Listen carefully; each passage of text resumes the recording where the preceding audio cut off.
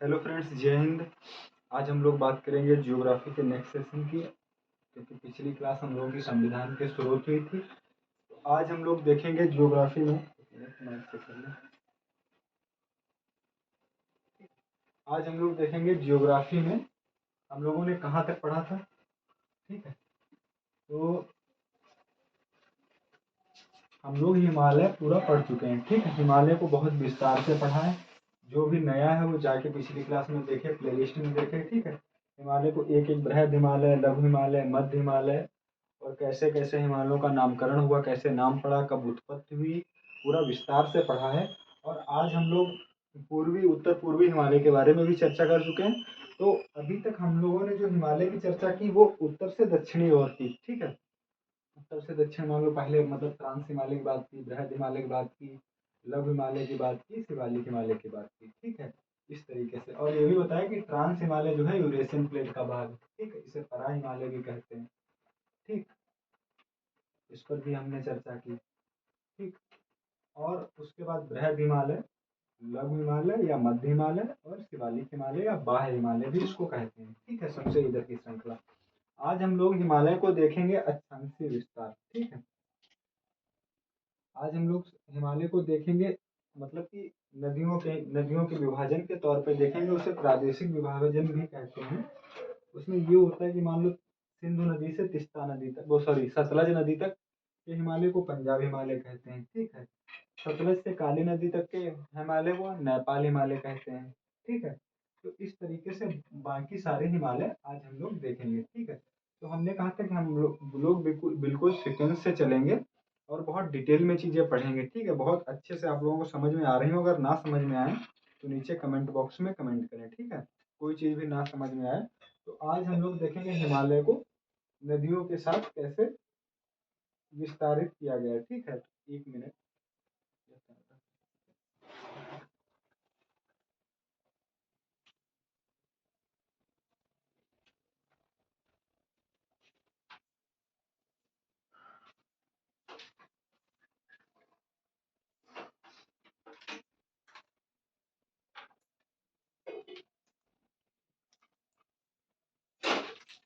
तो आज हम लोग देख रहे हैं हिमालय के। उससे पहले जो थोड़ा अभी हमने जैसे बात की थी लघु हिमालय, पहले मान लो बृहद हिमालय, ट्रांस हिमालय, बृहद हिमालय, लघु हिमालय और शिवालिक हिमालय के बारे में चर्चा की। ठीक, तो उससे पहले हम लोग देखेंगे कि उसमें थोड़ा सा ये रह गया था कि उसमें जो जोन बटे हैं। ठीक है, जो उनकी जहाँ से जो विभाजन रेखा है, जो रेखा उनको अलग करती है लघु हिमालय से मध्य हिमालय को, सॉरी लघु हिमालय को बृहद हिमालय से और बृहद हिमालय को ट्रांस हिमालय से। तो उस नामकरण को देखेंगे। तो पहले तो हम लोग देखेंगे, इधर देखेंगे, मान लो इधर थोड़ा बड़े में समझेंगे।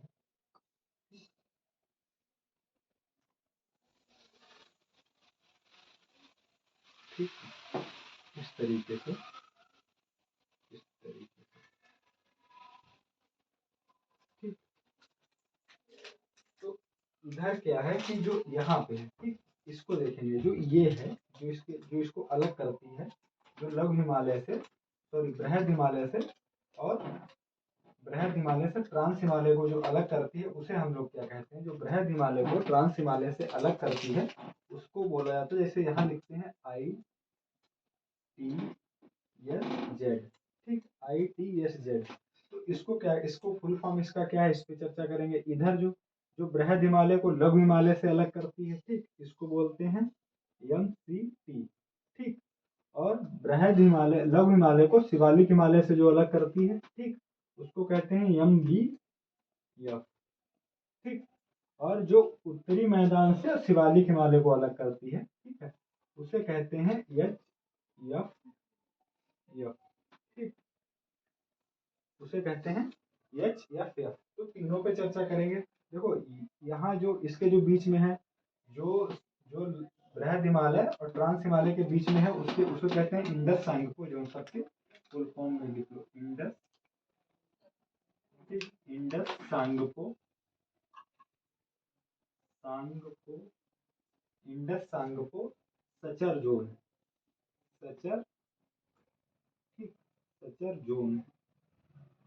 ठीक, इंडस सांगपो सचर जोन कहते हैं। ITSZ का मतलब हो गया इंडस सांगपो सचर जोन। किसको अलग करता है? इधर यहाँ लिख लो, ट्रांस हिमालय, ट्रांस हिमालय, बृहद हिमालय, बृहद हिमालय, लघु हिमालय, लघु हिमालय, शिवालिक हिमालय, शिवालिक हिमालय, ठीक, शिवालिक हिमालय, बृहद ट्रांस हिमालय, बृहद हिमालय, लघु हिमालय, शिवालिक हिमालय, ठीक, सारे श्रेणियों के नाम लिख दिए हैं। तो ट्रांस हिमालय और बृहद हिमालय के बीच कौन सी रेखा है जो इसको अलग करती है? उसको क्या कहते हैं? Indus Tsangpo suture zone, ITSZ, Indus Tsangpo suture zone. अच्छा, MCT किसके बीच बनती है? बृहद हिमालय और लघु हिमालय के बीच। इसको कहते हैं MCT, मेन सेंट्रल, ठीक, मेन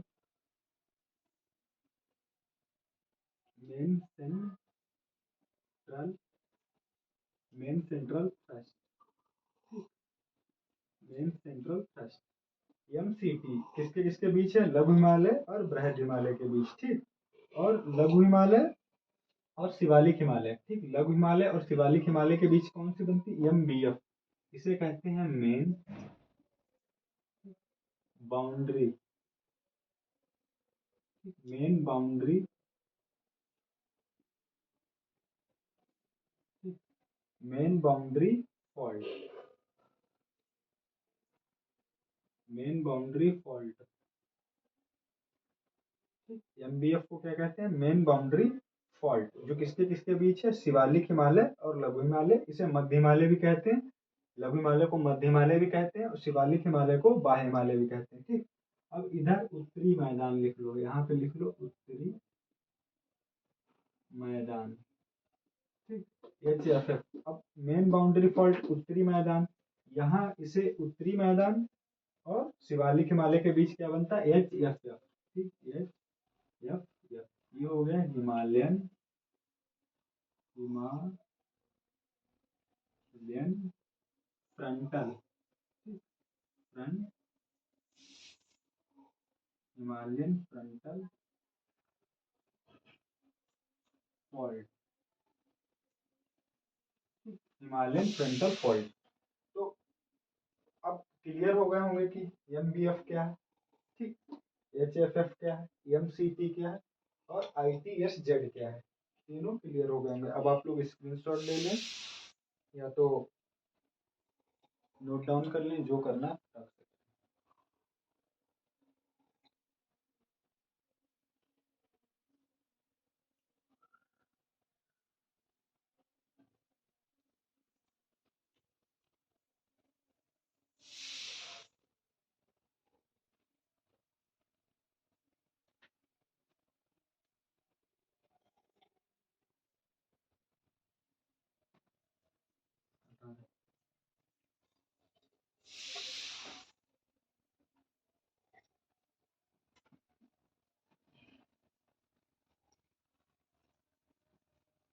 तो सबसे पहले हम लोग एक लिखेंगे, थोड़ा सा थ्योरेटिकल लिखेंगे। क्या लिखेंगे कि देखो, उत्तर दक्षिण, उत्तर दक्षिण हिमालय के विभाजन, विभाजन के अतिरिक्त, अतिरिक्त, ठीक, उत्तर दक्षिण हिमालय के विभाजन के अतिरिक्त इसको प्रादेशिक, प्रादेशिक नदी घाटियों,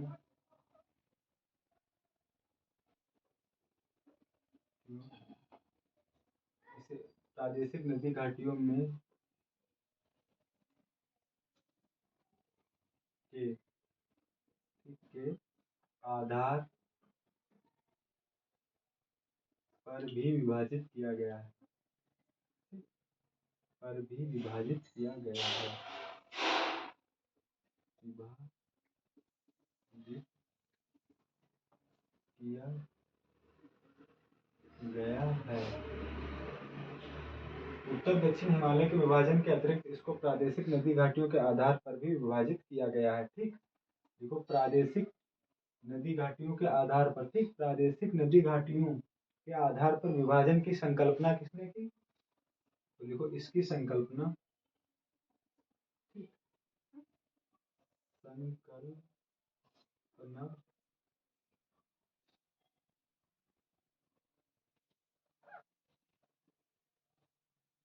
ठीक है, इसकी संकल्पना सिडनी बुर्राड एक व्यक्ति थे, सिडनी, सिडनी बुर्राड, सिडनी बुर्राड ने की थी।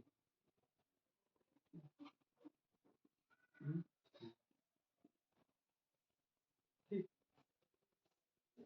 उत्तर दक्षिण हिमालय के विभाजन के अतिरिक्त इसको प्रादेशिक नदी घाटियों के आधार पर भी विभाजित किया गया है। इसकी संकल्पना सिडनी बुर्राड एक व्यक्ति थे, इन्होंने की थी। ये क्वेश्चन बन सकता है, पूछा जाता है अधिकतर, तो इस नाम को याद रखना, सिडनी बुर्राड। ठीक,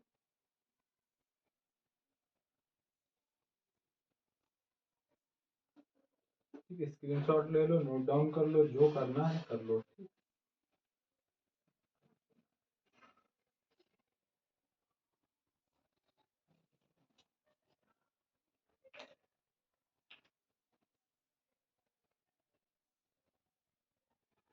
ठीक, अब हम लोग देखेंगे विभाजन। तो सबसे पहले हम लोग किसे देखेंगे? सबसे पहले देखेंगे पंजाब हिमालय को। ठीक है, तो सबसे पहले डालो पंजाब हिमालय।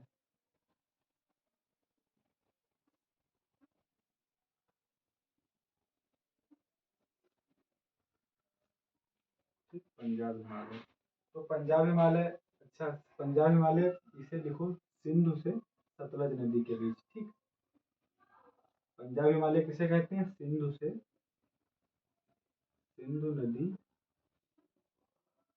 से, ठीक, या तो इस तरीके से लिखो, यहाँ इस तरीके से सतलज,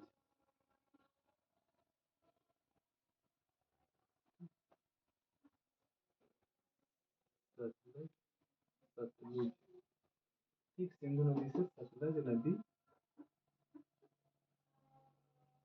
तक। ठीक, पंजाब हिमालय इसको कहते हैं सिंधु नदी से सतलज नदी तक। ठीक, अब इसकी लंबाई लिखो, इसकी लंबाई जो पूछा जा सकता है, यही पूछेंगे मोस्टली, ये पूछा जाएगा कि पंजाब हिमालय किसे कहते हैं, तो सिंधु से सतलज नदी तक। ठीक, अगर इसकी लंबाई पूछ दें तो लंबाई आपको कितनी याद रखनी है? 560 किलोमीटर। ठीक, किलोमीटर है ना कि मीटर में, 560 किलोमीटर। और यहाँ देखेंगे, ठीक, इसमें जो मेन श्रेणियां पड़ती हैं, ठीक, जो यहाँ पे मेन श्रेणियां पड़ती हैं उनके बारे में चर्चा करेंगे, वो कौन कौन सी है। तो सबसे पहले लिखो काराकोरम श्रेणी आएगी इसमें, काराकोरम। ठीक, काराकोरम के बाद लद्दाख लिखो, लद्दाख लिखो, लद्दाख के बाद लिखो जास्कर। ठीक, जास्कर लिखो, जास्कर। ठीक, काराकोरम, लद्दाख, जास्कर। जास्कर के बाद लिखो पीर पंजाल, पीर पंजाल। ठीक, पीर पंजाल के बाद लिखो धौलाधर, धौलाधर पर्वत श्रेणियां, आदि आदि पर्वत श्रेणियां। ये फेमस है, जब क्वेश्चन बनेगा तो यहीं से बनेगा। ठीक है, ये फेमस पर्वत श्रेणियां हैं, जब भी क्वेश्चन बनेगा तो यहीं से बनेगा, तो ये इंपॉर्टेंट है नहीं। पंजाब हिमालय, देखो जो इंपॉर्टेंट पॉइंट है उन्हें ही रटें आप, ज्यादा फालतू चीजें ना पढ़ें। ठीक है, पंजाब हिमालय सतलुज नदी से, सॉरी सिंधु नदी से सतलुज नदी तक। ठीक, लंबाई 560 किलोमीटर। यहाँ काराकोरम, लद्दाख, जास्कर, पीर पंजाल, धौलाधर आदि पर्वत श्रेणियां जो हैं वो इम्पोर्टेंट हैं। ठीक है, इनको याद रखना। ठीक, तो नोट डाउन करें, स्क्रीनशॉट लें, इसके बाद हम आगे बढ़ेंगे। ठीक है,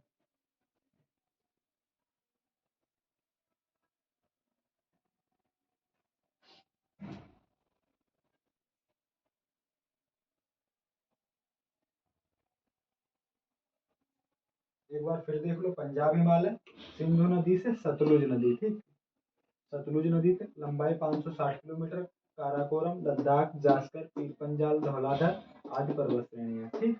अब हम लोग बात करेंगे कुमाऊं हिमालय के बारे में, ठीक है। यहाँ से इसे हटा देते हैं, कुमाऊं हिमालय देखेंगे, ठीक।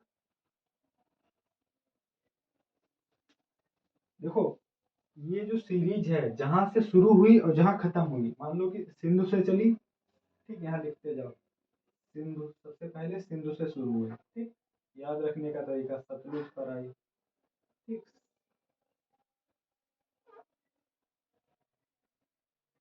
सतलुज, ठीक, सतलुज से ये तो हो गया पंजाब हिमालय, यहाँ हो गया पंजाब, ठीक, पंजाब हिमालय। यहाँ सतलुज के बाद क्या होगा, फिर सतलुज यहाँ भी शुरू होगा, सतलुज से काली नदी, सतलुज से काली नदी, ठीक। इसको बोलेंगे क्या, इसको बोलेंगे कुमाऊं हिमालय, ठीक है, कुमाऊं, ये हो गया कुमाऊं हिमालय, ठीक। कुमाऊं हिमालय के बाद हम लोग कहाँ चलेंगे, कुमाऊं हिमालय लिख लो इसे, ठीक। अब यहाँ क्या है, सतलज पे समाप्त हुई, सतलज शुरू हुआ, सतलज यहाँ, सतलज शुरू हुआ, काली पे समाप्त हुई, तो आगे काली को एक बार और बढ़ाएंगे, काली प्लस तिस्ता पे जाएंगे, ठीक, इधर प्लस, यहाँ पे प्लस लगाओ, यहाँ पे प्लस लगाओ, सिंधु प्लस सतलज पंजाब हिमालय, सतलज फिर बढ़ेगा, सतलज नीचे, सतलज प्लस काली कुमाऊं हिमालय, फिर काली को नीचे बढ़ाओ, काली प्लस तीस्ता, काली प्लस तीस्ता, काली प्लस तीस्ता बनेगा नेपाल हिमालय, ठीक, नेपाल हिमालय, ठीक। और फिर तीस्ता को बढ़ाओ, फिर तीस्ता को बढ़ाओ, तीस्ता प्लस ब्रह्मपुत्र, ठीक, तीस्ता प्लस ब्रह्मपुत्र को, तीस्ता प्लस ब्रह्मपुत्र, ठीक, तीस्ता प्लस ब्रह्मपुत्र कौन बनाएगी, असम हिमालय, ठीक, असम हिमालय। तो हमको ये याद रखना है, इस सीरीज से सिंधु से शुरू सतलज, सतलज पे खत्म हुए, फिर सतलज को आगे बढ़ाएंगे, सतलज प्लस काली कुमाऊं, फिर काली को बढ़ाएंगे, काली प्लस तिस्ता नेपाल हिमालय, फिर तिस्ता को बढ़ाएंगे, तिस्ता प्लस ब्रह्मपुत्र असम हिमालय, ठीक। तो इस तरीके से यहाँ इस तरीके से चलेंगे इस सीरीज से, तो हमको याद रहेंगे। अब हम लोग देखेंगे, बात करेंगे कुमाऊं हिमालय की, ठीक। कुमाऊं हिमालय के बारे में फैक्ट जान लेते हैं। वैसे अगर इतना याद कर लोगे तो आपके जो पेपर में है वनडे एग्जाम में लगभग इतना इधर से पूछेंगे, ठीक है। लेकिन बाकी फैक्ट भी देख लो, कुमाऊं हिमालय, ठीक, कुमाऊं हिमालय डालो। तो कुमाऊं हिमालय में क्या है, कुमाऊं हिमालय में इसकी पहले यहाँ नदी लिखो, सतलुज, सतलुज से काली नदी, ठीक, काली नदी, ठीक। और फिर इसकी लंबाई लिखो, दूसरा फैक्ट लंबाई, ठीक, इसकी लंबाई 300 किलोमीटर है, ठीक। नेपाल हिमालय की लंबाई बहुत ज्यादा है, नेपाल हिमालय की लंबाई कितनी है, 800 किलोमीटर, ठीक, इसकी है 320 किलोमीटर, 320 किलोमीटर, ठीक है। तो यहाँ यही फैक्ट इम्पोर्टेंट है, इसके अलावा अलावा चाहो तो लिख लो थोड़ा बहुत और, ठीक है। और इसके बाद जो सबसे इम्पोर्टेंट फंसेगा वो होगा नेपाल हिमालय, ठीक है। यहाँ यही इम्पोर्टेंट है, ठीक। इसमें जो है, इसमें तीनों पर्वत श्रेणियां पड़ती हैं। जब कुमाऊं हिमालय की बात करेंगे तो यहाँ तीनों पड़ जाएंगी, हिमालय, बृहद हिमालय, लघु हिमालय और शिवालिक हिमालय की श्रेणियां, ठीक है। तो यहाँ काली नदी तक लिख लो, लंबाई 320 किलोमीटर, इसमें इतना इम्पोर्टेंट है, बहुत ज्यादा नहीं है, ठीक है। इसके बाद हम लोग अब आगे बढ़ेंगे, नेपाल हिमालय की चर्चा करेंगे, उसके बाद बढ़ेंगे बाकी।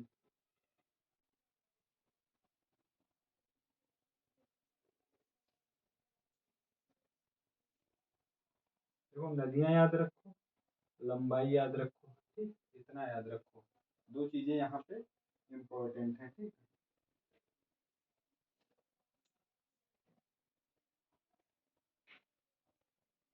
अगर लिखना है तो लिख लो, अगर दूसरा लिखना है कि यमुना नदी यहीं से इसी के बीच से उद्गमित होती है, क्योंकि हमने अभी बताया आपको, बृहद हिमालय प्लस लघु हिमालय प्लस शिवालिक हिमालय, यहाँ तीनों श्रृंखलाएं पड़ती हैं, ठीक है। तो इसलिए ये यमुना नदी का उद्गम हो गया। चोटी लिख लेना चाहते हो कि नंदा देवी चोटी, सबसे ऊंची इसकी चोटी नंदा देवी चोटी है, ठीक है, कुमाऊं हिमालय की, क्योंकि उत्तराखंड वाला भाग है, ठीक है। तो इसके बाद हम लोग बढ़ेंगे नेपाल हिमालय पे।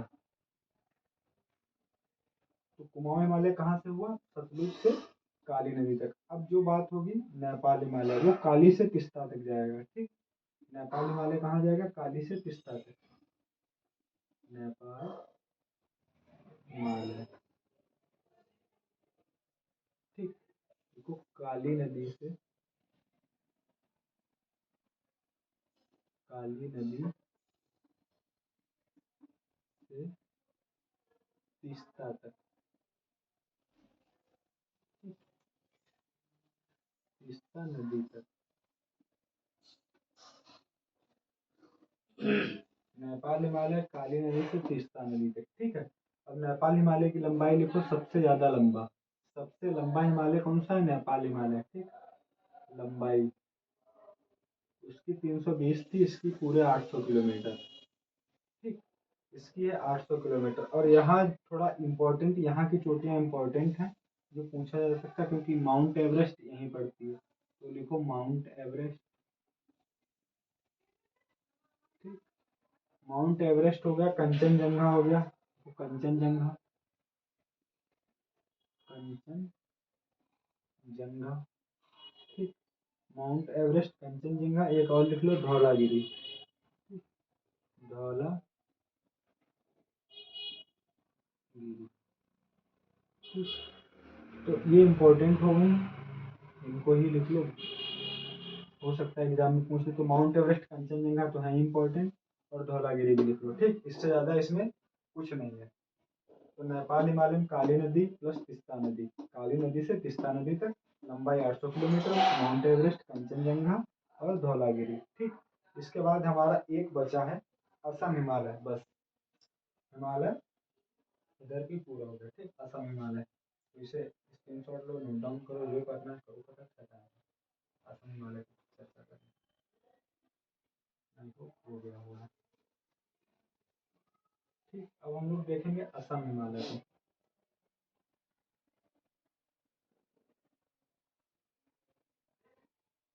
असम हिमालय, ठीक। असम हिमालय पे हम लोग जाएंगे तो इसको कहाँ से, क्योंकि मेन प्रमुख तो नदियां हैं, प्रमुख नदी घाटियों का विभाजन है, तो हम लोग उसे उसी तरीके से देखेंगे, ठीक है। तो यहाँ पे क्या लिखो? तीस्ता से ब्रह्मपुत्र, ठीक। तीस्ता नदी से ब्रह्मपुत्र, ठीक। ब्रह्मपुत्र, तीस्ता नदी से ब्रह्मपुत्र नदी तक, ठीक। तीस्ता नदी से ब्रह्मपुत्र नदी तक, तो ये नदियां हो गई। और इसकी लंबाई लिखो 750 किलोमीटर, सेकेंड लार्जेस्ट, ठीक। 750 किलोमीटर, 750 किलोमीटर, ठीक है। 750 किलोमीटर। अब इसमें और थोड़ा अगर लिखना चाहो तो यहाँ लिख लो, इसका एरिया लिखना चाहो, कुला कांगड़ी लिखो, कुला कांगड़ी, ठीक। कुला कांगड़ी लिखो, और इसके बाद नामचा बरवा लिख लो, नामचा बरवा, कुला कांगड़ी, नामचा बरवा, और नांगा पहाड़ी का क्षेत्र लिख लो, नांगा पहाड़ी का क्षेत्र, ठीक। नांगा पहाड़ी का क्षेत्र, कुला कांगड़ी, नामचा बरवा, नांगा पहाड़ी का क्षेत्र। असम हिमालय, प्रमुख बात क्या यहाँ याद रखनी कि तीस्ता से ब्रह्मपुत्र नदी तक, ठीक है। लंबाई क्या, प्रमुख बात क्या बताई? तीस्ता से ब्रह्मपुत्र नदी तक लंबाई 750 किलोमीटर, और कुला कांगड़ी, नामचा बरवा, नांगा पहाड़ी का क्षेत्र, ठीक। तो इसे भी नोट डाउन कर लो, और एक बार में रफली वे में भी एक बार रिवीजन टाइप में देखेंगे, लिखेंगे इसे पूरा हटा के, सिर्फ ये वाला जो प्रोसेस लिखा है, क्योंकि याद इसी प्रोसेस से होगा, ये वाला जो प्रोसेस लिखा इसे यहाँ लिखेंगे, ठीक। और साथ में लंबाई इंक्लूडेड कर देंगे, ठीक। तो स्क्रीनशॉट लो, नोट डाउन करो, फिर हटाते हैं, हो गया।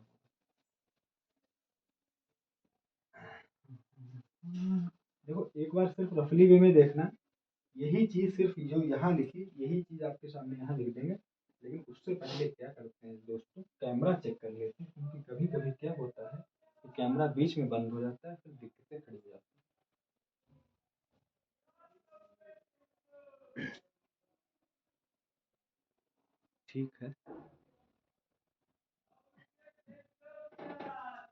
अब हम लोग देखेंगे सिर्फ यही मॉडल यहाँ पे लाएंगे। और देखो, सबसे पहले हमने क्या कहा कि सबसे पहले सबसे ऊपर जाएंगे। ठीक है, सबसे पहले क्या है कि सबसे पहले सबसे ऊपर जाएंगे। ठीक है,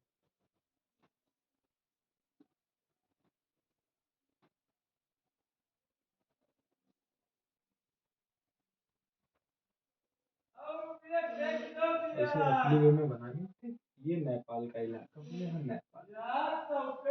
ठीक, ये ऊपर हो गया।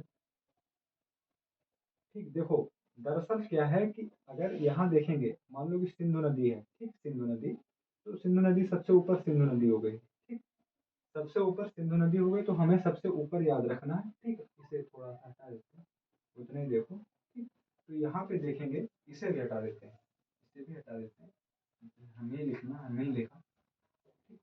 तो यहाँ सबसे ऊपर सिंधु नदी हो गई। ठीक, तो सबसे पहले हम लोग पकड़ेंगे सिंधु नदी को। सबसे पहले पकड़ेंगे सिंधु नदी को। ठीक, सिंधु के बाद प्लस, क्योंकि दो नदियों का एरिया जोड़ा जाता है, दो नदियों को जोड़ा जाता है, दो नदियों का एरिया ले जाता है एक से एक तक। ठीक, तो वहाँ क्या होता है कि दो नदियों के बीच के एरिया को, जो दो नदियों के बीच का जो क्षेत्र है, उसको एक स्पेशल नाम दिया जाता है। इसमें यही है, जो सिडनी बुर्राड़ की संकल्पना है, उसमें क्या किया गया, नदी घाटों की दो नदियां ली गई, एक जो स्टार्ट होती है, एक जो खत्म होती है। तो उनकी नदियों के क्षेत्र को एक स्पेशल स्पेसिफिक नाम दे दिया गया। ठीक है, बस इससे ज्यादा कुछ नहीं, और उसकी लंबाई याद करनी है। और जब आप बृहद हिमालय, लघु हिमालय और शिवालिक हिमालय पढ़ेंगे, तो उसमें आपको पहले ही पता होगा कौन सी चीज कहाँ पे पड़ती है, तो वैसे ही आइडेंटिफाई हो जाएगा। ठीक, तो सिंधु से कहाँ पहुंचे, सिंधु से आएंगे हम लोग सतलुज नदी।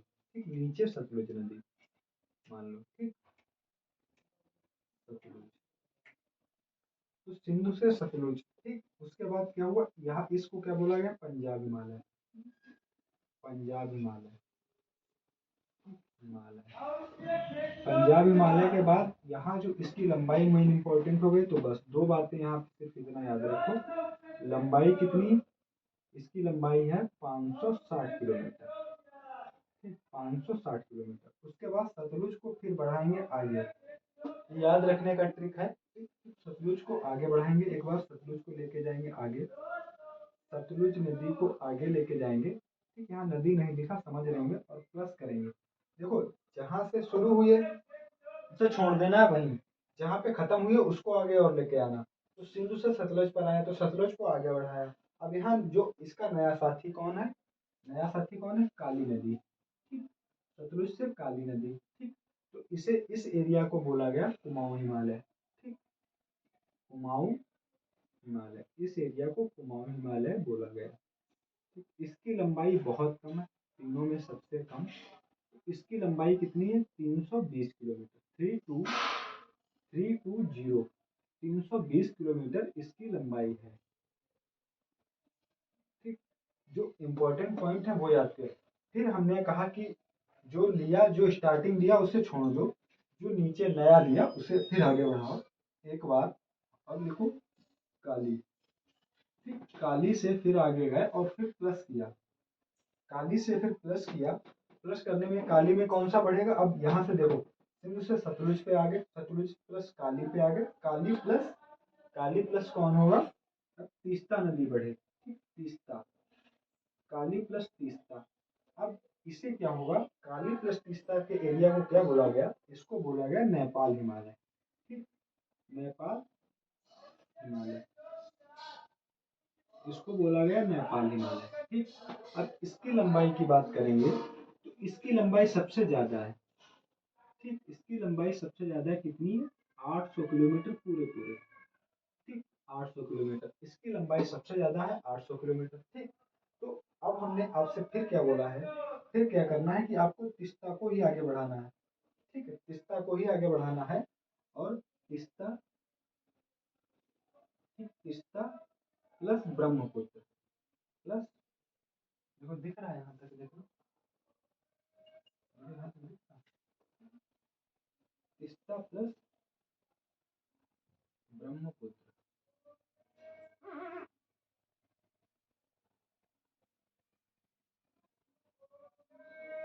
तीस्ता प्लस ब्रह्मपुत्र नदी, इसको बोला गया असम हिमालय, इसको बोला गया असम हिमालय।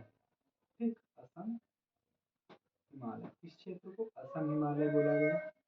ठीक, इसकी लंबाई, इसकी लंबाई, इस सेकेंड लार्जेस्ट लंबाई इसकी लिख लो, इसकी लंबाई है 750 किलोमीटर। ठीक, इसकी लंबाई है 750 किलोमीटर। तो आई होप कि अब आपको जो है एक सही ढंग से, जिससे हम समझाना चाहते हैं उससे समझ में आ गया। सिंधु प्लस सतलुज, ये थोड़ा ऊपर लिखा होता है, ध्यान दीजिए, सिंधु प्लस सतलुज। ठीक, सिंधु प्लस सतलुज, मान लो सिंधु प्लस सतलुज। ठीक, सिंधु प्लस सतलुज,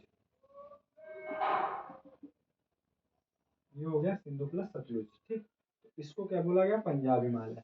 ठीक, इसको क्या बोला गया, पंजाब हिमालय। फिर मान लो यहाँ काली नदी तक, ठीक, काली नदी तक, तो इसको क्या बोला गया, इस वाले एरिया को क्या बोला गया, सतलज से प्लस काली तक क्या बोला गया, कुमाऊं हिमालय। फिर यहाँ से चले, यहाँ आ गए तीस्ता नदी। ठीक, तीस्ता नदी, तीस्ता नदी, इस एरिया को क्या बोला गया, काली प्लस तीस्ता, नेपाल हिमालय। इससे फिर चलेगा ब्रह्मपुत्र असम, तीस्ता प्लस ब्रह्मपुत्र असम, असम हिमालय, लंबाई 750 किलोमीटर। तो बहुत ही सरल ट्रिक है ये, बहुत सिंपल।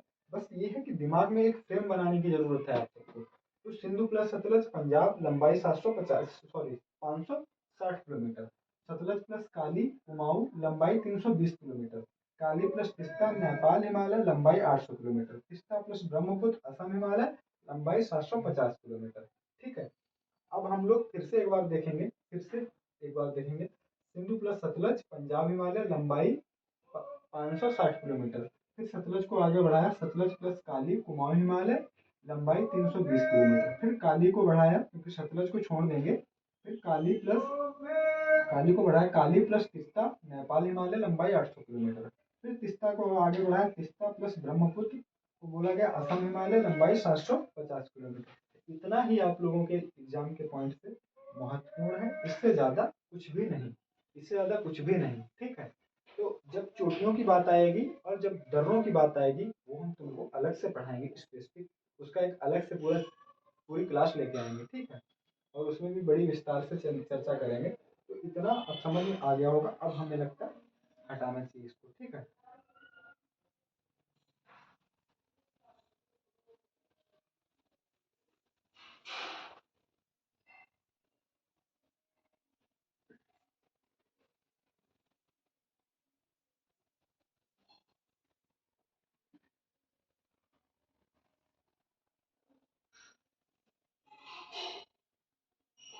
देखो आज हम लोग अब बात करने वाले हैं, जैसे कि मान लो हिमालय होगा, हिमालय हो गया, हिमालय के बाद हमने मान लो कि क्या हुआ, बृहद लघु शिवालिक। शिवालिक के बाद जब नदियां निकलती हैं, शिवालिक के बाद जब नदियां निकलती हैं, तो जो उत्तरी भारत मैदान है, उत्तरी भारतीय मैदान है, तो उसमें जब मैदानों का निर्माण होता है, तो थोड़ा सा मैदानों का निर्माण पढ़ेंगे, उसके बाद हम लोग एक विशेष क्लास में मैदानों के निर्माण पे अलग से चर्चा करेंगे।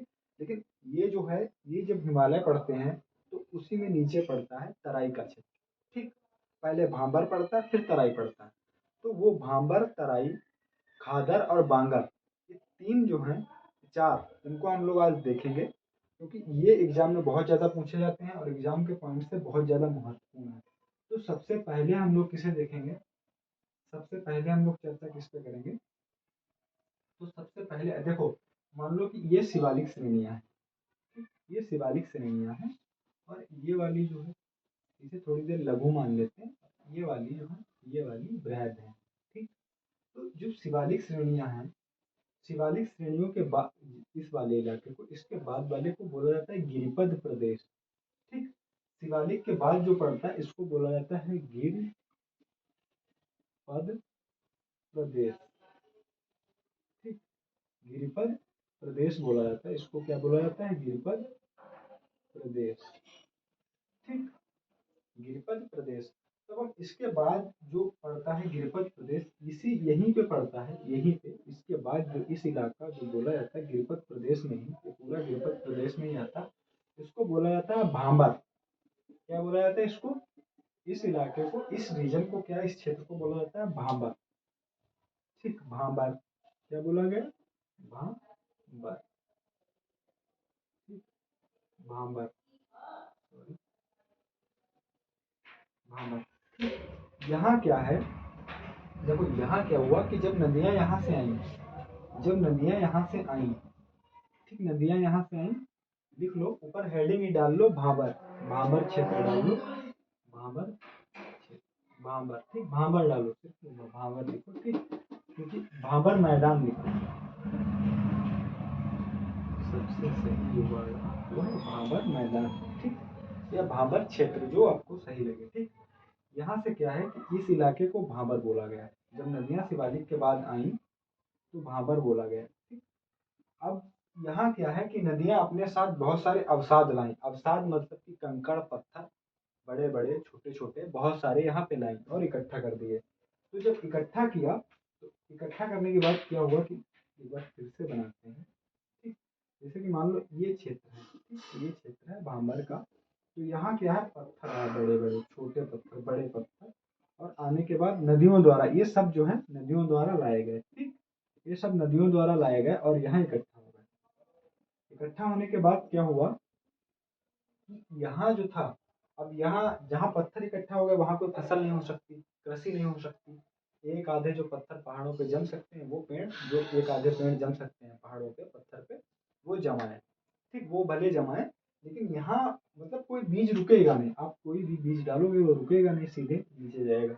नीचे क्या है कि यहाँ जब एक गैप है, जैसे पाइप नहीं डालते, बहुत सारे पाइप इकट्ठा कर दो, जैसे पुलिया देखी, पुल, वो पाइप गोल होता है, बहुत सारे इकट्ठा कर दो नीचे ऊपर नीचे ऊपर, तो वहां से पानी का फ्लो जाएगा तो वो पाइप के अंदर से निकल जाएगा और आप ऊपर खड़े रहेंगे, ठीक।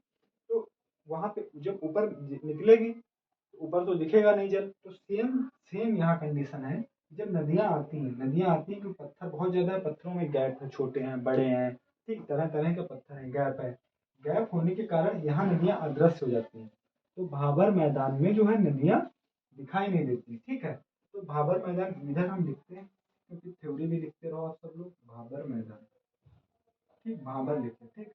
अब भाबर में क्या हुआ कि इसकी पहले लंबाई लिखते हैं, ठीक, इसकी लंबाई लिख लो, चौड़ाई, सॉरी,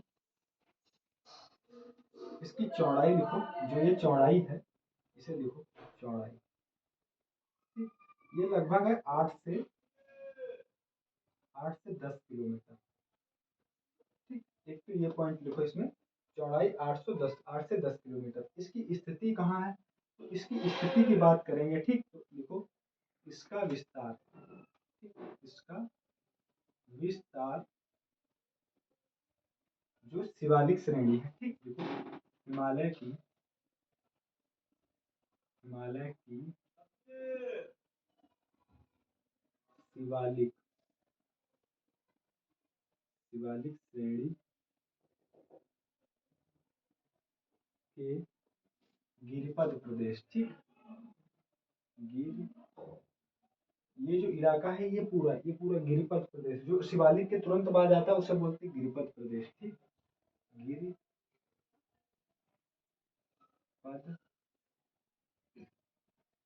प्रदेश में हुआ, ठीक। इसका विस्तार, भांबर का विस्तार कहाँ हुआ, इसका विस्तार हिमालय की शिवालिक श्रेणी के गिरिपद प्रदेश में हुआ, ठीक है। तो यहाँ जब कंकड़ पत्थर बहुत ज्यादा है तो नदियां क्या होता है, अंदर से चली जाती है, नदियां अदृश्य हो जाती है, दिखती नहीं है, ठीक। तो देखो इस क्षेत्र में नदियां अदृश्य हो जाती हैं, ठीक, देखो इस क्षेत्र में नदियां अदृश्य हो जाती हैं, ठीक,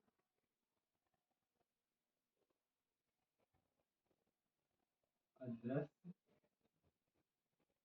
हो जाती है, ठीक, हो जाती, क्या है, इस क्षेत्र में नदियां अदृश्य हो जाती हैं, तो कहाँ अदृश्य हो जाती हैं, भाबर क्षेत्र में, ठीक।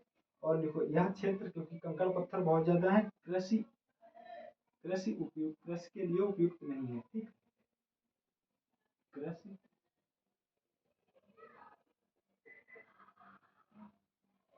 कृषि के लिए उपयुक्त नहीं, उपयुक्त नहीं है, कृषि के लिए उपयुक्त नहीं है। तो इसमें 3-4 पॉइंट याद रखने की, नदियां अदृश्य होती हैं, ठीक, कृषि के लिए उपयुक्त नहीं है, ठीक है। और क्या हो गया कि गिरिपथ प्रदेश में स्थित है, ठीक, शिवालिक के गिरिपथ प्रदेश में, चौड़ाई भी लिखवा दिया, निर्माण भी लिखवा दिया है, ठीक है। तो हम लोग समझ गए कि नदियां क्यों नहीं दिखती हैं, यहाँ ये रीजन हम लोगों को पता चल गया, ठीक। तो इसको क्या बोला गया, भांबर बोला गया, ठीक, इसको क्या बोला गया, भांबर बोला गया। इसका स्क्रीनशॉट लें, नोट डाउन करें, फिर हम लोग आगे बढ़ते हैं नए चैप्टर पे, मतलब नया खादर पे बात करेंगे इसके बारे में।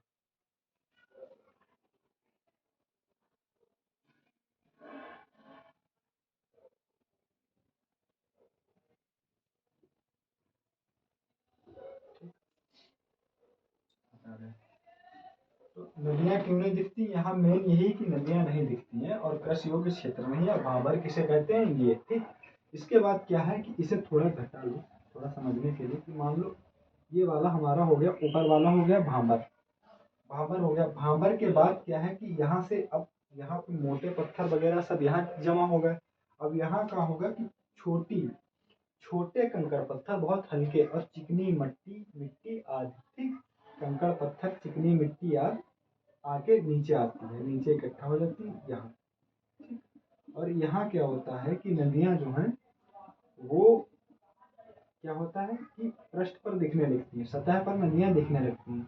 और यहाँ एक दलदली क्षेत्र है, भाबर के बाद जो क्षेत्र बनता है वो दलदली बनता है, इसको कहते हैं तराई, तराई कहते हैं इसको, ठीक, भाबर के बाद तराई। तो हम लोग ये जो बना रहे हैं ना, ये इसलिए बना रहे हैं क्योंकि जो थ्योरी लिख रहा है वो यहाँ इसी से लिख रहा है, तो आपको भी आसानी रहेगी इस थ्योरी को समझने में, ठीक। तो सबसे पहले भाबर पड़ा, अब सीधे हमें इसकी जो स्थिति और विस्तार की चर्चा करेंगे, ठीक, स्थिति और विस्तार की जब हम चर्चा करेंगे तो यहाँ डालो तराई, ठीक, तराई। तो तराई सबसे पहले जो हमें दिख रहा है कि ये भाबर जो है भाबर के दक्षिण में स्थित है, नीचे स्थित है ना। तो देखो तराई जो है, जो है देखो यह, देखो कि तराई, तराई क्षेत्र भाबर, भाबर के दक्षिण में स्थित है, ठीक, दक्षिण में स्थित है। तराई क्षेत्र भाबर के दक्षिण में स्थित है। तो हमको क्या लिखना है, तराई क्षेत्र कहाँ स्थित है, भाबर के दक्षिण में स्थित है, ठीक है। और यह एक दलदली क्षेत्र है, ठीक, यह एक दलदली, कुछ कुछ अपने पास से नहीं लिखना जो यहाँ लिखा, क्योंकि छोटे कंकड़ पत्थर आए, छोटे कंकड़ पत्थर आए, नदियां ऊपर आई, चिकनी मिट्टी आई, तो यहाँ एक दलदल इकट्ठा हो गया, दलदली क्षेत्र हो गया, ठीक। यह एक दलदली क्षेत्र है, ठीक? या तो कह सकते हो एक थ्योरी अगर लिखना चाहो तो इसे ऐसे भी लिख सकते हो कि तराई क्षेत्र का निर्माण भाबर भाबर भाबर के दक्षिण में एक दलदली क्षेत्र के रूप में हुआ। तराई क्षेत्र का निर्माण भाबर के दक्षिण में एक दलदली क्षेत्र के रूप में हुआ। इसे इस तरीके से भी लिख सकते हो, ठीक है।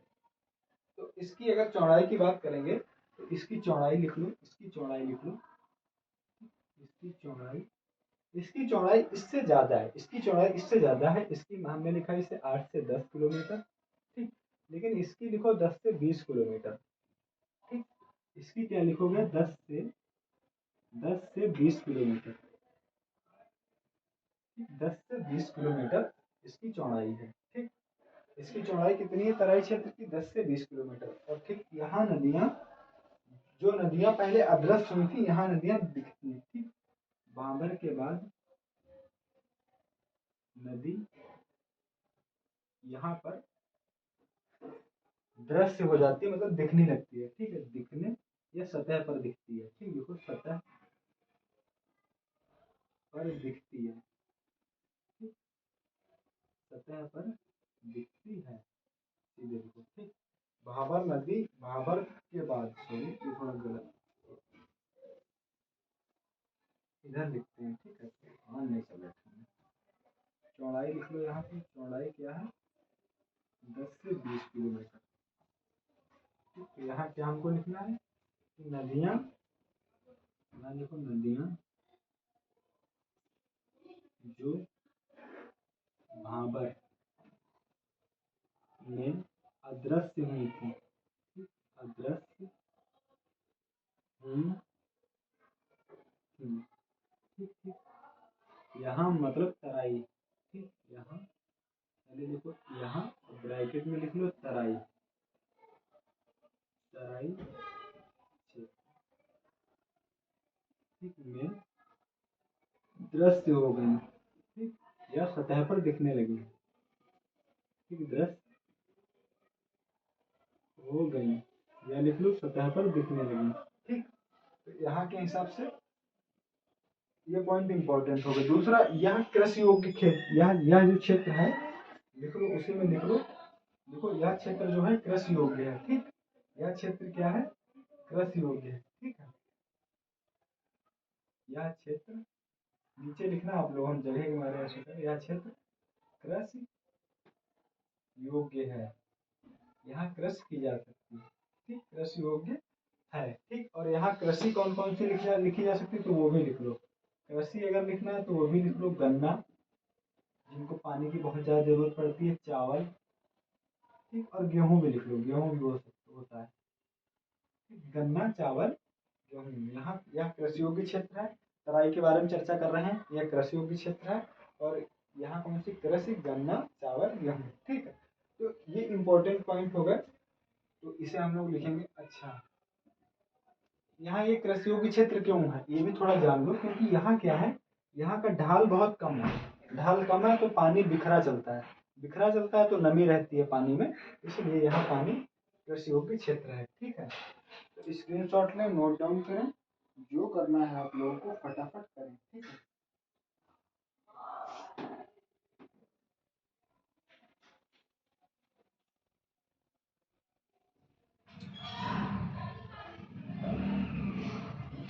तो मोटे मोटे पॉइंट हम लोग देख चुके हैं। इसका निर्माण तराई क्षेत्र के दक्षिण में स्थित है, ठीक। यह तराई क्षेत्र के निर्माण के बारे में हम लोग बता चुके हैं कि कंकड़, पत्थर, रेत और चिकनी मिट्टी। चाहो तो लिख लो, निर्माण अगर लिखना है तो लिख लो, कंकड़, पत्थर, रेत और चिकनी मिट्टी के द्वारा, ठीक है। कंकड़, पत्थर, रेत और चिकनी मिट्टी यहाँ इकट्ठा, उसके बाद निर्माण हुआ, तो लिखो कंकड़, पत्थर, रेत और चिकनी मिट्टी के इकट्ठा होने से तराई क्षेत्र का निर्माण हुआ, ठीक है। अब हम इसे हटाएंगे और आगे तराई के बाद अब हम लोगों को जो दूसरा देखना है, देखो यहाँ जो तराई और भांबर, इनका आपस में कनेक्शन है, ठीक, इनका आपस में कनेक्शन है, क्योंकि यहाँ क्या है, नदियाँ छुपी, यहाँ दिखी, यहाँ बड़े कंकड़ पत्थर है, यहाँ छोटे कंकड़ पत्थर है, बहुत छोटे हैं, जहाँ कृषि हो सकती है, ठीक, ठीक ठाक तरीके से हो सकती है। लेकिन अब हम लोग जो देखेंगे, अब देखेंगे खादर, ठीक, खादर देखेंगे, और इसके बाद देखेंगे बांगर, ठीक, बांगर। तो खादर बांगर में अपना अलग कनेक्शन है, तो उसका तरीका अलग है, इसका तरीका अलग है, ठीक है। तो ये भी ध्यान रखना, इससे ये सीक्वेंस रहेगा, याद रहेगा। तो पहले इस तरीके से, जो इसका निर्माण जिस तरीके से हुआ वो बिल्कुल अलग है, तो इसको अलग समझेंगे, इतना स्क्रीनशॉट नोट डाउन हो गया होगा। अब हम लोग इस तरफ बढ़ेंगे, ठीक है, तो इसे हटा रहे हैं। देखो अब हमको यहाँ ये जो है, ये बिल्कुल नहीं जरूरत है, ये सबकी जरूरत ही नहीं है, क्योंकि यहाँ पे जो खादर बांगर का है उसका अलग है। देखो भाबर और बांगर में कंफ्यूज नहीं होना, बांगर सबसे पहले भाबर सबसे पहले पड़ता है, बांबर और बांगर में कंफ्यूज नहीं होना, बांगर सबसे पहले पड़ता है, बांगर के बाद आता है तराई, ठीक, बांगर के बाद तराई आ जाता है, तराई के बाद खादर आता है, ठीक। फिलहाल खादर अलग चीज है और ये दोनों अलग चीज है, वो भी बताएंगे। खादर के बाद आता है कौन सा, बांगर, सबसे बाद में बांगर आएगा, और बांगर सबसे मजबूत होता है, ये बहुत मजबूत मिट्टी होती है, पुराना जलोढ़ होता है, तो इसे इस तरीके से याद रखेंगे। बांगर सीमेंट बहुत ज़्यादा मजबूत होती है, तो बहुत मजबूत है। अब सीमेंट पे वो खेती होती नहीं, तो खेती के लिए खेती बहुत कम होती हो जाती है, क्योंकि आजकल जो आधुनिकता के समय में ऐसा हो गया कि मानव निर्मित चीज़ें बहुत ज़्यादा, कृत्रिम चीज़ें, कृत्रिम सिंचाई की सुविधा उपलब्ध है, ठीक है। तो हम लोग नहर वहर खोद के आके पानी पहुंचा लेते हैं, तो वहाँ पानी मतलब मिल जाता है। यहाँ पानी जो भूमिगत जल है वो बहुत नीचे हो नीचे जल है, तो आजकल हम लोग ड्रिलिंग बहुत नीचे तक कर लेते हैं, ठीक है। बोरिंग बहुत अच्छे से कर लेते हैं हम लोग। तो उससे क्या होता है कि यहाँ भी खेती संभव है। तो ऐसा क्षेत्र नहीं है इनमें चार में केवल भाबर में खेती नहीं हो सकती, इसमें इनमें इसमें कृषि नहीं हो सकती, बाकी यहाँ भी होती, यहाँ भी होती। यहाँ होती है कम मेहनत ज़्यादा, लागत कम, वो सॉरी लागत ज़्यादा, और जो फल होता है वो कम मिलता है, ठीक है। तो यहाँ ये कुछ इस तरीके का है, लेकिन ठीक ठाक मतलब हो जाती है। ऐसा ऐसा दिमाग में बिल्कुल मत रखना कि बांगर में खेती नहीं होती। तो भाबर, तराई, खादर, बांगर, तो क्या हो गया कि यहाँ कृषि नहीं होती। कृषि कहाँ नहीं होती? भाबर में। सबसे पहले भाबर पड़ता है, ये अवसादों से है, बड़े चट्टान, मोटे पत्थर, छोटे पत्थर। इसका इसका निर्माण कैसे हुआ है? इसका निर्माण बता चुके हैं। इस कैसे हुआ कि छोटे कंकड़ पत्थर, रेत और चिकनी मिट्टी मिट्टी के द्वारा। लेकिन खादर और बांगर अलग चीज है, ठीक। तो हम लोग अब खादर और बांगर अलग चीज कैसे हैं ये देखते हैं, क्योंकि हमने अभी जो संबंध देखा वो किसका देखा? भाबर और तराई का। देखो, मान लो ये कोई नदी है, ये कोई नदी है, ये नदी गई, ठीक, ये नदी हो गई। तो इसका निर्माण जो जिस तरीके से था उस तरीके से इसका निर्माण नहीं, ठीक। ये जो नदी है, जब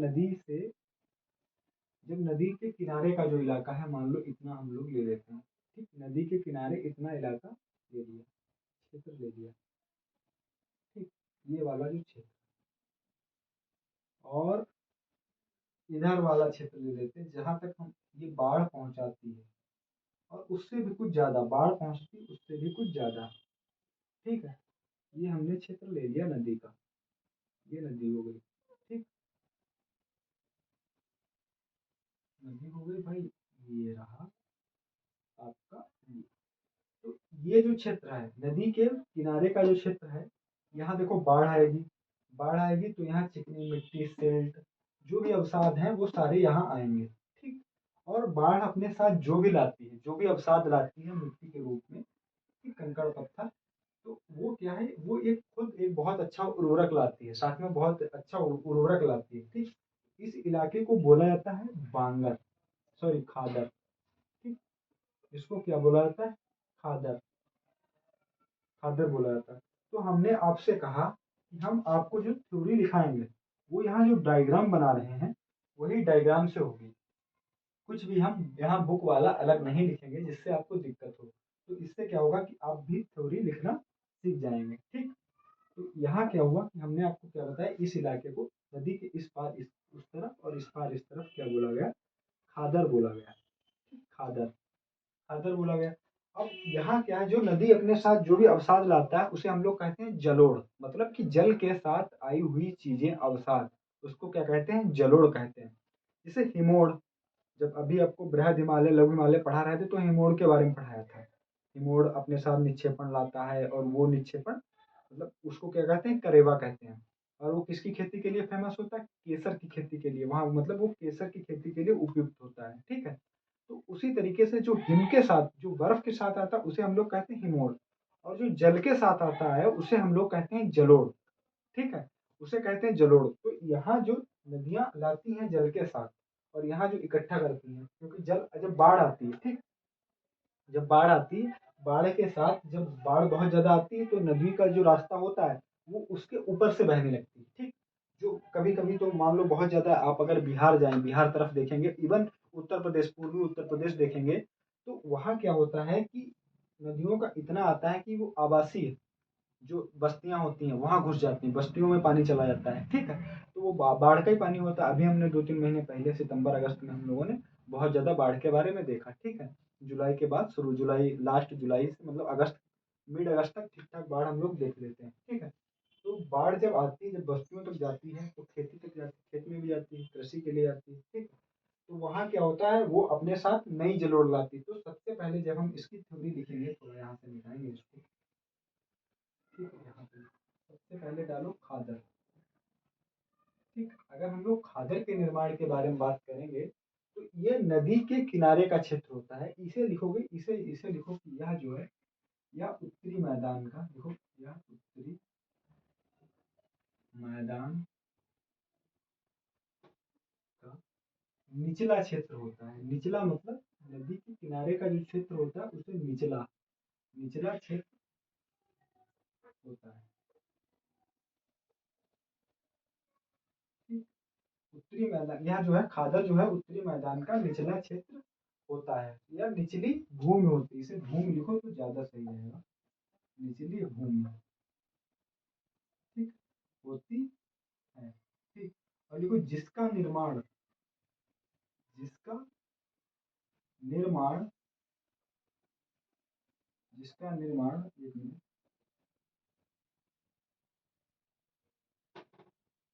जिसका निर्माण नवीन, ठीक, नवीन जलोढ़, जिसका निर्माण नवीन जलोढ़ मिट्टी द्वारा होता है। ठीक, मिट्टी द्वारा होता है। हम लोग लिख सकते हैं कि क्या, देखो थ्योरी पूरी यहीं से बन गई। ये नदी हो गई, ये किनारे निचला क्षेत्र होगा। ठीक, खादर, सबसे पहले खादर उत्तरी मैदान का निचली, उत्तरी मैदान की निचली भूमि, ठीक, होती है। ठीक, जिसका निर्माण नवीन जलोढ़ मिट्टी द्वारा होता है। ठीक, किससे होता है? नवीन जलोढ़ मिट्टी द्वारा। ठीक है, और यहाँ लिखो कि, लिखो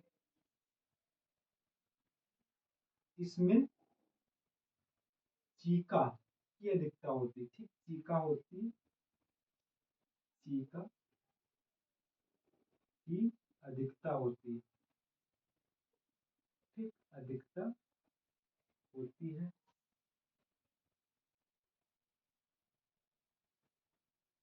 होती है, जिससे मिट्टी में, जिससे मिट्टी में नमी बनी रहती, बनी रहती है।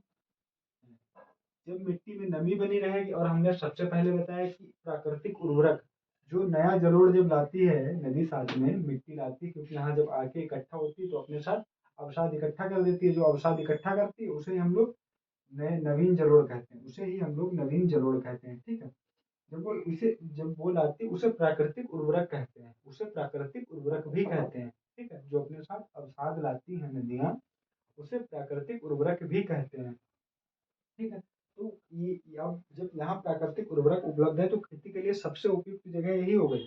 ठीक, तो हमने कहा कि हम आपको जो लिखाएंगे यहीं से लिखाएंगे। तो देखो यह जो है, यह कृषि के लिए उपयुक्त है, उपयुक्त मिट्टी है। ठीक है, ठीक, अब यहाँ लिखना कृषि कौन कौन सी हो सकती है, तो लिखो, लिखो यहाँ, यहाँ लिखो गन्ना गेहूं तो कॉमन रहेगा। ठीक, ये तराई में था गन्ना, चावल, गेहूं, जूट लिख लो एक, ठीक, जूट लिख लो, कपास लिख लो, जो लिखना है लिख लो, सब कुछ होता है। ठीक, तो यही चीजें, दलहन लिख लो, तिलहन लिख लो, दलहन, तिलहन, ठीक, तिलहन। तो ये जो इम्पोर्टेंट पॉइंट थे, ये सारे हमने आपके लिए यहाँ पे लिखा दिए। अच्छा, इसका विस्तार कहाँ, अभी हमने बताया कि मान लो कि पूर्वी उत्तर प्रदेश में बाढ़ आती है, जो बस आवासीय बस्तियों में घुस जाती है। ठीक, बिहार में, बिहार का हाल बुरा रहता है बाढ़ के टाइम। तो यहाँ अगर लिखना है तो यह पाई कहाँ जाती है, या जो खादर मिट्टी है मोस्टली जो इसकी उपस्थिति है, वो लिख लो।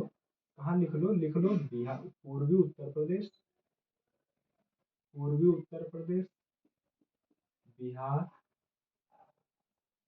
ठीक, और पश्चिम बंगाल, पश्चिम बंगाल। ठीक, तो यहाँ लिखना चाहूँ तो इसे भी लिख सकते हो। तो यही सारे पॉइंट थे। ठीक है, इसके हिसाब से तो आप इसे नोट डाउन करें, फिर हम लोग चर्चा करेंगे। खादर के बाद जो क्षेत्र पड़ेगा वो पड़ेगा बांगर, तो हम लोग बांगर पे चर्चा करेंगे, ठीक है, इसे नोट डाउन कर लें।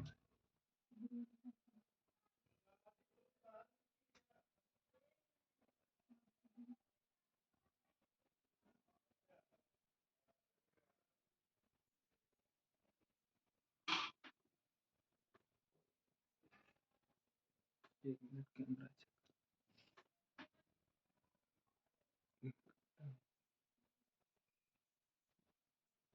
हेलो फ्रेंड्स, 1 घंटे क्लास हो चुकी है लगभग, तो बहुत ज़्यादा हम क्लास को आगे नहीं बढ़ा सकते क्योंकि क्लास थोड़ी छोटी रखना चाहते हैं, तो इसीलिए हम लोग जो कल मतलब कि रह गया है, जो बांगर रह गया है, उसकी चर्चा कल वाली क्लास में करेंगे और कल थोड़ा और आगे चलेंगे। सिर्फ बांगर बचा है क्योंकि थोड़ा डिटेल में पढ़ाने के चक्कर में ऐसा होता है कि थोड़ा लंबी खिंच जाती है।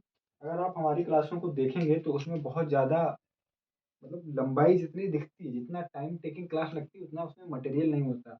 मटेरियल बहुत छोटा होता है और आप उसे जो है क्या करो कि अगर आपको लगता है कि टाइम ज़्यादा लग रहा है तो उसे 1.5 पे कर लो, स्पीड बढ़ा लो उसकी क्लास की और देखो, क्योंकि इससे क्या होगा कि चीज़ें बहुत विस्तार से समझ में आएंगी और जब साथ में लिखेंगे, ये मुश्किल से जो हमने पढ़ाया है एक पेज, पेज मतलब एक पन्ना, सॉरी एक पन्ना मतलब 2 पेज का मटेरियल है मुश्किल से। अगर आप लोग सीरियस से लिखेंगे, तुम सही बता रहे, क्वेश्चन एक भी यहाँ से बाहर नहीं जाएगा। और जिस ट्रिक से पढ़ा रहे हैं, आप पैड कोर्स से देख लेना, पैड कोर्स में मिला लेना हमारा सिलेबस, ठीक है। अगर कहीं जरा रत्ती भर भी 19 हो जाए 20 की जगह, आपको 21 22 23 ही दिखेगा, क्योंकि हमको आपका हमने तो कर्जा लिया नहीं है जो आप पे एहसान करेंगे, ना आपसे कोई हमारी डील है कि हाँ भाई हमको सिलेबस पूरा करके देना। बहुत आराम और विस्तार से पढ़ा रहे हैं, इसीलिए हमने जो ये क्लासें चलाई हैं, इसमें किसी पर्टिकुलर एग्जाम को टारगेट नहीं किया। आप वनडे एग्जाम में किसी भी हैं, आप इस पे जो है यहाँ तैयारी कीजिए, पढ़िए, और आप कहीं भी 6 महीना लगेंगे मुश्किल से, आप कहीं भी किसी भी एग्जाम में बैठ जाइए अगर एक क्वेश्चन बाहर चला जाए। तो वही बात है कि मतलब यहाँ हमने इसीलिए यहाँ कोई भी हमने स्पेशल एग्जाम का टैग नहीं लगाया इन क्लासों में, कि इससे ये होगा कि एक प्रेशर बन जाएगा क्लास खत्म करने का। फिर हम जिस विस्तार से, जिस मूड से आपको पढ़ाना चाहते हैं, जिस तरीके से आपको चीज़ें समझाना चाहते हैं, फिर वो नहीं समझा पाएंगे। इसीलिए जो है कृपया आराम से पढ़ें और ये टेंशन ना लें कि 1 घंटे 2 घंटे, 1 घंटे की जितना पढ़ा है 20 मिनट में पढ़ा दूंगा। 20 मिनट भाई, 20 मिनट भी नहीं लगेंगे। सही बता रहे फ्रेंड्स, आपको 20 मिनट लग जाए अगर, क्योंकि हमें पता है जब हम पढ़ने अगर बैठेंगे तो ये 10 20 10 15 मिनट में खत्म, 10 15 मिनट से ज़्यादा लग ही नहीं सकता। और अगर आप भी अगर ऐसे पढ़ेंगे, इन क्लासों को पढ़ेंगे, जब आपके समझ में आ जाएगा, तो आप भी जब ये किसी बुक या कहीं पीडीएफ उठा के देखेंगे, तो आपको भी 10 15 20 मिनट से ज़्यादा ऊपर टाइम लगेगा नहीं। क्योंकि हम भी जब हम भी कहीं से सीख के तो आए नहीं, कहीं से माँ के पेट से सीख के आ गए, हमने भी यहीं आके सीखा, टीचरों से सीखा, ठीक है। तो बिल्कुल विस्तार से इसीलिए पढ़ाते हैं। हो सकता है कि आपको लगे कि टाइम टेकिंग है, लेकिन टाइम टेकिंग नहीं है, ठीक। तो चलिए, बहुत बहुत धन्यवाद, शुक्रिया, मिलते हैं नेक्स्ट क्लास में।